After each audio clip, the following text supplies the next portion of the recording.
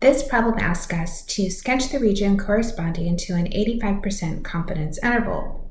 Notice it says the arrows can be dragged to z-scores that are accurate to one decimal place after the decimal point. And we need to use the drop-down menu to decide which area to shade. The first thing I'm going to do is go to that drop-down menu, and because I'm looking for an 85% confidence interval, I know that I'm going to be between two values. I want some middle part that we're going to shave. It'll have the same amount to the right that goes to the left. Then to find the z-scores that correspond to the 85% confidence interval, I'm going to go to Desmos. In Desmos, I'm going to type in normal dist to get a normal distribution, and I have to put parentheses so it knows I'm doing a standard normal distribution. Then I'll click the arrow down so that I can say I am trying to compute bounds.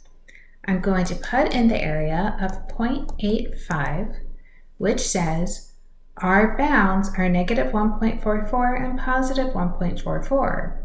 Back in the question, it says that we can only use one decimal place, so I'm going to drag the arrow over to negative 1.4, and then on the right, I'll go over to positive 1.4.